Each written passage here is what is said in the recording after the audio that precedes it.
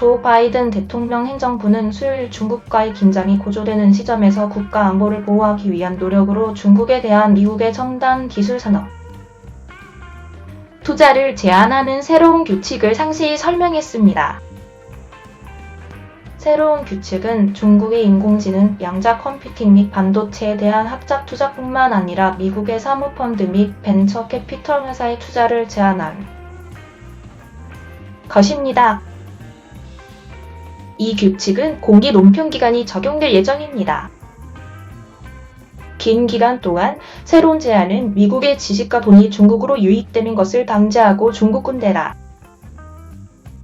이용할 수 있는 최신 기술의 양을 강화하기 위한 것입니다. 이 조치를 발표한 관리들은 반복적으로 강조한 바 있는데 그들의 목표는 미국의 자본이 중국의 군사를 지원하는 것을 제한하는 것이지 중국이 경제를 손상시키는 것은 아닙니다.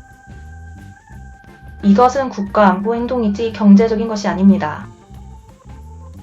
우리는 국경을 넘는 투자 흐름이 미국의 경제 활력에 중요한 역할을 한다는 것을 인식하고 있으며 이 행정명령은 좁게 우리의 국가 안보 이익을 보호합니다. 라고 한 관리는 수요일 기자들과의 통화에서 말했습니다. 새로운 행정명령과 다가오는 규제의 중요한 목적 중 하나는 벤처 캐피털 또는 상호펀드의 투자와 종종 수반되는 기술적 노하우 또는 전문가와의 관계와 같은 무역물에 대한 중국의 접근을 제한하는 것입니다. 궁극적으로 중국은 우리의 돈이 필요하지 않습니다. 그들은 순수 자본 수출국입니다. 따라서 우리가 방지하려고 하는 것은 중국으로 들어가는 것이 아닙니다. 왜냐하면 그들은 많은 돈을 가지고 있기 때문입니다. 이 관리는 말했습니다. 제한된 규칙은 군사 발전에 가장 중요한 기술을 목표로 하기 위해 고안되었다고 CNN에 말했습니다. 제닛 옐런 미국 재무장관은 7월 초 중국의 기술 및 군사 발전을 지연시키는 것을 목표로 하는 이 규칙에 대해 논의했습니다. 옐런 의장은 다른 행정부 고위 관리들과 함께 이 규정들이 중국 경제를 손상시키는 것이 아니라 미국의 국가 안보를 보호하기 위한 것이라고 설명했습니다.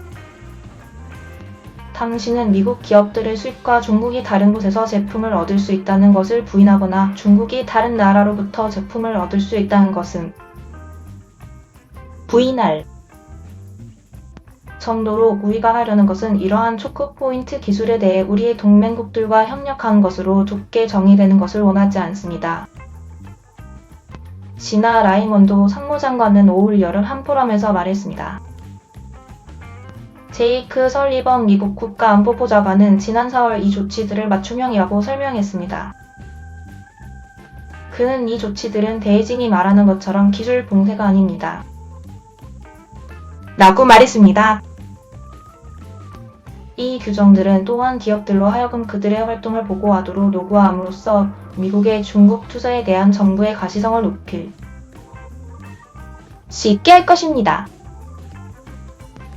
중국 정부가 자국의 국가 안보에 가하는 위험에 대한 우려를 워싱턴에서 고조시키는 데 이어 미국과 중국은 첨단 기술 제품과 관련된 티격태격하는 수출 제한의 한창입니다. 지난 10월 바이든 행정부는 중국 회사들이 고급 칩과 칩 제조 장비를 허가 없이 사는 것을 금지하는 1년의 전면적인 수출 통제를 발표했습니다. 그 이후로 관리들은 국가 보안 기술에 정확히 집중하기 위해 그것들을 좁히는 것을 포함하여 새로운 투자 규칙을 확정하기 위해 노력해왔습니다. 일부 공화당원들은 그 조치들이 제정되는데 너무 오래 걸렸고 충분히 멀리 가지 않았다고 말하면서 혹독하게 비판했습니다. 조 바이든의 새로운 규칙은 반조치도 아닙니다라고 현재 공화당 대통령 지명에 출마하고 있는 전 사우스캐롤라이나 주지사이자 유엔테다임 니키 헤일리가 말했습니다. 그들은 기술 회사들을 통해 중국의 군대로 흘러가는 미국의 돈을 막기 위해 거의 하지 않을 것입니다. 중국의 군대에 자극을 대는 것을 멈추기 위해 우리는 중국의 중요한 기술과 군사회사들에 대한 미국이 모든 투자를 멈춰야 합니다. 중국은 그 규칙들에 대해 격렬하게 불평했고 미국이 경제 성장을 늦추려고 시도하고 있다고 비난했습니다. 시진핑 중국 대통령은 작년 바이든과의 대화에서 칩 규제에 대한 문제를 제기했습니다. 그럼에도 불구하고 바이든과 그의 팀은 다른 나라들이 중국으로부터 위험을 제거하는 국가 보안 공급망에 비슷한 조치를 취하도록 장려했습니다. 그 노력은 유럽에서 설득력을 얻었습니다. 동시에 바이든은 더 강력한 통신 메커니즘을 개발하고 대화를 위해 행정부의 고위 관리들을 중국에 보내는 것을 포함하여 이중 관계를 안정화하려고 노력했습니다. 참모들은 다가오는 지도자 정상회담의 옆에서 바이든과 시진핑 사이의 회담을 배제하지 않고 있습니다. 중국에 의한 잠재적인 보복에 대한 질문을 받았을 때 관리들은 미국이 상대방과의 대화에 있어서 직접적이고 신중했다고 말했고 중국의 오래되고 광범위한 해외 투자 체제를 지적했습니다. 이것은 중국과의 경제 관계에서 일종의 단계 변화에 관한 것이 아니라 기술의 진화하는 본질과 우리가 어떻게 군사 및 이중 사용 품목을 적절하게 통제할 수 있는지에 대해 생각할 때 우리는 포괄적이고 어느 날 획득하거나 개발할 수 있는 방식을 반영하는 방식으로 그것을 합니다. 라고 한 관리가 CNN에 말했습니다.